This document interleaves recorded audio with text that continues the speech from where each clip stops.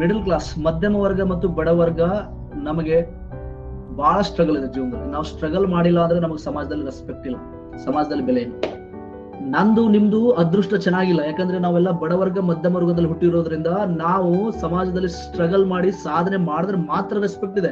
ಮಧ್ಯಮ ವರ್ಗ ಮತ್ತು ಬಡವರ್ಗದಲ್ಲಿ ಹುಟ್ಟಿದವ್ರದ್ದು ನತದೃಷ್ಟ. ಒಂದು ತಹಶೀಲ್ದಾರ್ ಆಫೀಸ್ಗೆ ಹೋದ್ರೆ ನಿಮ್ಗೆ 1 ಗಂಟೆ ವೇಟ್ ಮಾಡಿಸ್ತಾರೆ. ಸರಿ ಸೈಡಿ ಸರಿ, ಅಲ್ಲಿ ಸಾಹೇಬ್ರು ಬರತ್ತಾರೆ, ಸರಿ ಸೈಡಿ ಅಂತ ಉರಿತೈತಿ, ಮೇಲಿಂದ ಕೆಳಗೆ ಉರಿಬೇಕು ನಿಮ್ಗೆ, ಅದು ಆಗ್ಬೇಕದು, ಬೆಂಕಿ ಹತ್ತಬೇಕದು, ಬೆಂಕಿ ಹತ್ತದಾಗ ನೀವು ಸಾಧನೆ ಮಾಡೋದು. ಸೊ ದಯವಿಟ್ಟು ಮಧ್ಯಮ ವರ್ಗ ಮತ್ತು ಬಡವರ್ಗ ನಮಗೆ ಹುಟ್ಟುತ್ತಾ ಮರ್ಯಾದೆ ಸಿಗಲ್ಲ. ಸಮಾಜದಲ್ಲಿ ನಿಮ್ಗೆ ಸೊಸೈಟಿಯಲ್ಲಿ ಮರ್ಯಾದೆ ಬೇಕು ಅಂದ್ರೆ ನಾವು ಗಳಿಸ್ಕೋಬೇಕು, ಅದಕ್ಕೆ ಸಾಧನೆ ಮಾಡ್ಬೇಕು.